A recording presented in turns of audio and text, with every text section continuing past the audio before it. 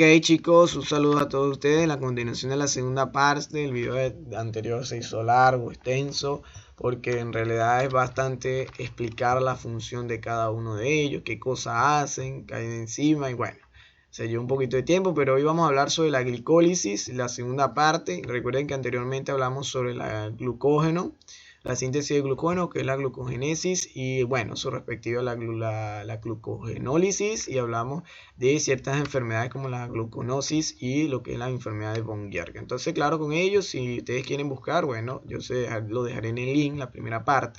Ahora vamos a hablar sobre la glicólisis. La glicólisis no es más que la degradación, o con esto, la degradación de una molécula de glucosa, como la vemos aquí en la imagen, se degrada para transformarse en ácido pirúvico. ¿Y qué hace esto? Que es un proceso catabólico en el cual podemos tener grandes cantidades de energía. ¿Ok? Y esa energía sirve para muchas actividades en nuestro organismo y además tenemos en la realidad la energía del ATP. Y esto ocurre en el citoplasma de la célula y también es soluble para la mayoría de los tejidos. Entonces, eso es lo que se basa en la glicólisis, también conocida como la vía de Eden-Meyerscough-Parmaat. Muy bien, las dos etapas. La primera etapa que vamos a ver ahorita, primera reacción, es de la reacción de una enzima conocida como la enzima de la glucosa fosfato isomerasa. La reacción de la glucosa fosfato isomerasa, esta enzima, es que cataliza la conversión de la glucosa 6 de fosfato, como lo vemos aquí en la imagen, para convertirla en la fructosa 6 fosfato. ¿Ok? ¿Qué hace? Que simplemente cambia su estructura. Y aquí teníamos un hexágono, ahora transforma un pentágono. ¿Ok? En el hemiacetal, es decir, que de una forma piranósica, de una forma furanósica que tenemos acá. Recuerden que el grupo fosfato sigue unido al átomo de carbono 6. Lo único que cambia es que el átomo de carbono principal, anómero, este que está acá, se encuentra en el segundo carbono, ya no en el primero, como lo habíamos visto en esta glucosa. Y bueno, ciertas estructuras, porque recuerda que estamos hablando de otro tipo de hexosa. Entonces, lo que hace la glucosa fosfato isomerasa transforma la glucosa 6P a la fructosa 6P. Lo siguiente es la reacción de la enzima de la fosfofructoquinasa. ¿Qué hace esta enzima de la fosfofructoquinasa? Bueno, para la reacción que ayuda a formar la fructosa 1,6 bisfosfato, que vemos aquí en la imagen, esta que está acá, okay, es por la catalización de la enzima de la fosfofructoquinasa. Y además, esta enzima lo que hace es que es una enzima primero reguladora y alostérica. ¿Qué quiere decir alostérica? Que bueno, genera cambios conformacionales. Ok, el resultado de aquí es totalmente diferente a este sustrato. Ok, ¿qué pasa? Que ella tiene efectores activadores e inhibidores. Los activadores utilizan el AMP y los inhibidores utilizan el ATP. Y también utiliza para la inhibición, utilizan el ácido láctico. Y además, cuando disminuye el pH, también esto se regula, se inhibe como tal. ¿Y qué pasa? La fosfofructoquinasa lo que hace, utiliza una molécula de ATP, exige o demanda una molécula de ATP, utiliza, ruptura su grupo fosfato para unirlo al átomo de carbono 1, que lo vemos aquí, pero se llama fructosa 1,6, en dependencia de la unión del grupo fosfato. Y se libera una molécula de ATP. Este proceso es irreversible. ¿Por qué? Porque yo no puedo transformar de este sustrato a este producto ni el producto del sustrato. Ojo con eso. Entonces, eso es lo que hace la reacción de la fosfofructoquinasa en su proceso. Muy bien. Ahora, vamos a lo siguiente. Algo muy importante es que aquí ocurre algo que se denomina la reacción de la enzima de la aldolasa.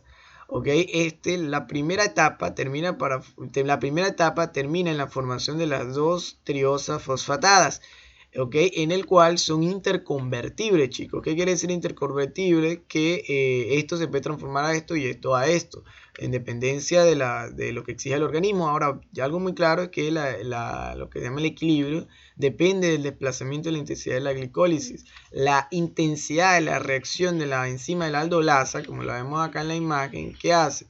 Que permite separar la fructosa 1,6 bifosfato, la permite separarlo, chicos, y al separarla forma dos moléculas, la fosfato dihidroxiacetona y la 3-fosfato dihidroxiacetona. Esto que vemos aquí en la imagen. ¿Qué pasa? Si nuestro organismo exige energía o demanda energía, lo que es el fosfato de hidroxiacetona se transforma en 3-fosfato gliceraldehído. Ahora, si ocurre al revés, ¿ok?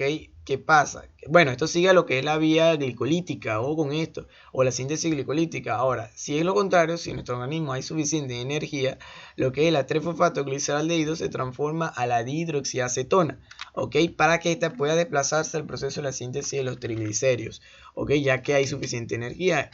Muy bien, ahora vamos a la segunda etapa. La segunda etapa es la reacción de la enzima de la 3-fosfato de gliceraldehído deshidrogenasa. ¿Qué pasa?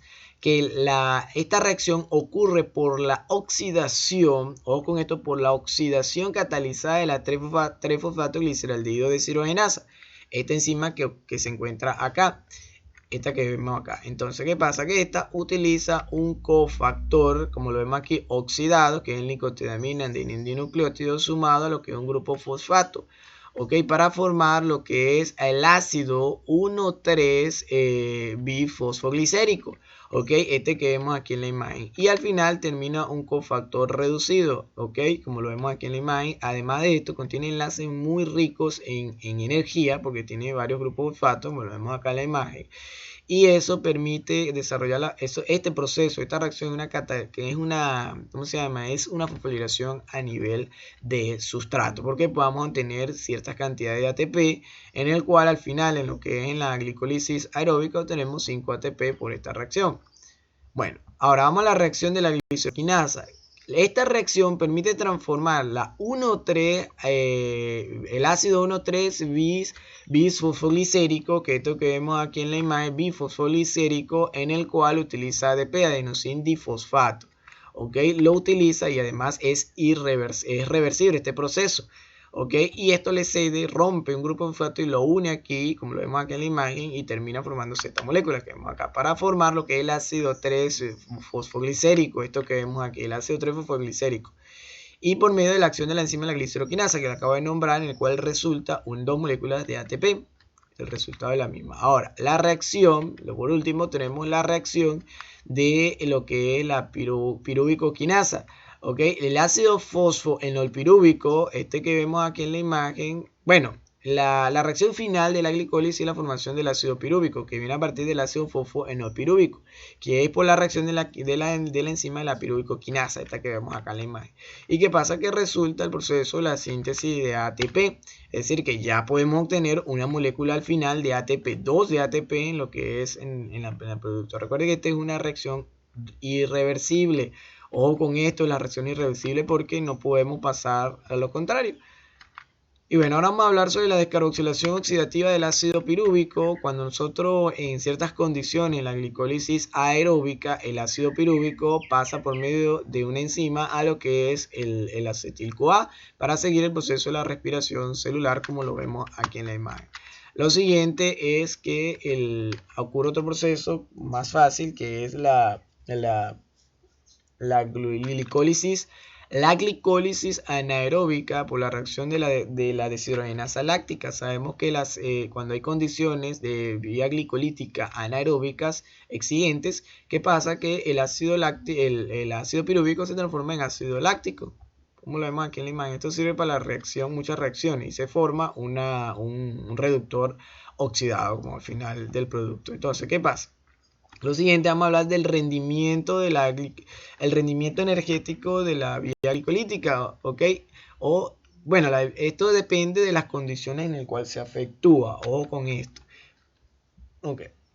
La glicólisis aeróbica se obtiene como final el producto 7 moléculas de ATP, mientras que la glicólisis anaeróbica obtenemos tenemos 2 moléculas de ATP como final. Algo muy importante, chicos, es que en un cofactor, que recuerden que lo utilizamos en esta enzima que se llama cofactor reducido, que es nicotinamina dinucleótido, este es catalizado por la enzima de la 3-fosfato gliceraldehído deshidrogenasa, esta que vemos aquí en la imagen. Al utilizarlo no va a permitir que se dé 5 moléculas de ATP en la actividad anaeróbica. No la permite que la forme por la utilización de eso mismo, como si lo hace en la aeróbica, en la vía glicolítica aeróbica, en el cual dota 5 moléculas de ATP. Okay, el total es de 7 de la aeróbica y anaeróbica es 2. Para el resto de las enzimas son iguales. Vean que la exoquinasa exige una molécula de ATP, igual para las otras son igualitos. de la misma manera. Solamente hace la diferencia la deshidrogenasa. Muy bien, el rendimiento energético de la oxidación total de la glucosa. En la glucólisis completa, en la glucólisis aeróbica, ya al final obtenemos 7 moléculas de ATP, como ya lo hemos visto anteriormente. Y en la descarboxilación oxidativa, tenemos 5 moléculas del ácido pirúvico, tenemos 5 moléculas de ATP y tenemos también por último lo que es el ciclo de Krebs, en el cual obtenemos 20 moléculas de ATP con un total de 32 moléculas de ATP al final de todas esas reacciones importantes. Entonces vamos a hablar sobre otro proceso que se llama lo que es ¿cómo se llama? La incorporación, si no me equivoco. No, perdón, la gluconeogénesis. ¿Qué es la gluconeogénesis? Es aquel proceso por el cual se forma la glucosa a partir de otro compuesto que no es de naturaleza glicosídica. Y viene de estos precursores, por ejemplo, del precursor de aminoácidos, glicerol y ciertos metabolitos intermediarios. ¿Qué son los metabolismos? Son los productos que salen de lo que es la ciclo de Krebs.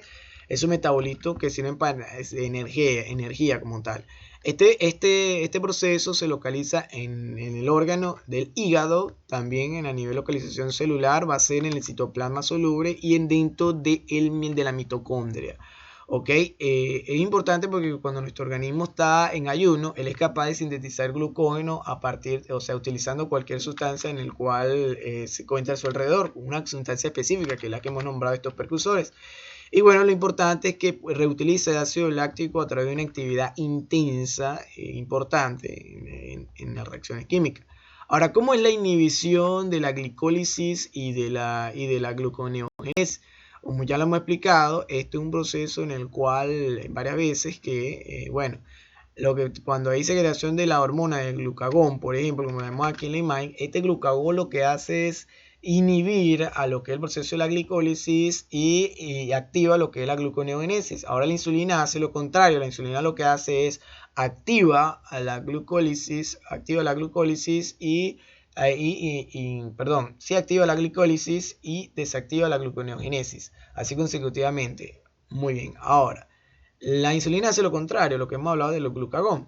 Ahora, cuando tenemos grandes cantidades de ATP, bueno, también esto es regulado por ambas, regulado por lo que es por la energía potencial de las células. Además de esto, también por metabolismo de citratos son inhibidos también. Cuando hay grandes concentraciones de ATP que da en un trifosfato, permite inhibir las actividades de la fosfofructoquinasa, como también, como la vemos aquí en la imagen, aquí importante, la fosfofructoquinasa, y también en este caso, si inhibe la fosfofructoquinasa, inhibe la glicólisis. Y si inhibe la bisfosfosfructoquinfosfatasa, inhibe lo que es la gluconeogénesis. Y así consecutivamente. Ahora, la ADP hace lo contrario. Activa la glicólisis y desactiva la gluconeogénesis. Ok, el ácido láctico activa la glicólisis, inhibe la glicólisis, activa la glicólisis, y inhibe la gluconeogénesis, así consecutivamente. Esos son los efectores. Claro, con el fructosa 6-bifosfato, de igual manera, lo que hace es activar la glicólisis y inhibe la gluconeogénesis, así consecutivamente. Entonces, vamos a hablar de la incorporación de lo que es de la galactosa, la incorporación a la galactosa a la glucólisis.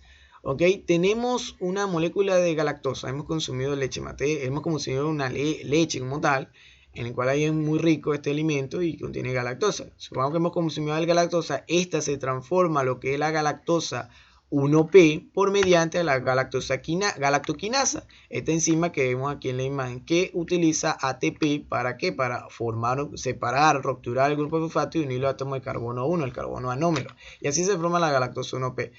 Ojo con esto, la galactosa 1P, si se mantiene en el organismo, es tóxica tanto para el hígado como lo vamos a ver en el sistema nervioso central. La galactosa 1P que vemos aquí en la imagen pasa a lo que es la glucosa normal, la glucosa 1P, perdón, en el cual es por medio de la reacción de la enzima de la glucosa, la galactosa 1P, ojo esto, la galactosa 1P fosfato uridil transferasa, en el cual utiliza lo que es una molécula de uridil difosfato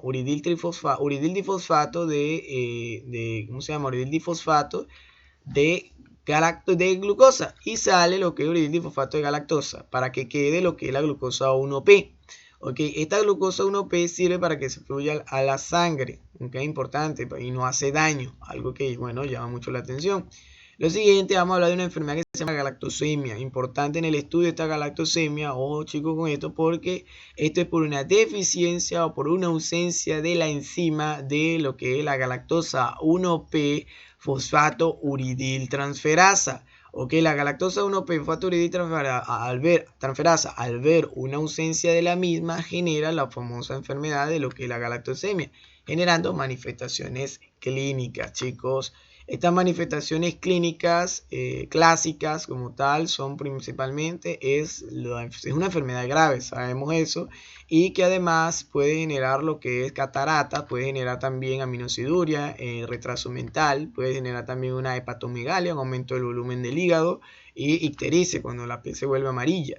Y además tenemos otra afección que, bueno, sabemos que si esa galactosa 1P se mantiene en el organismo es tóxica tanto para el hígado y el sistema nervioso central.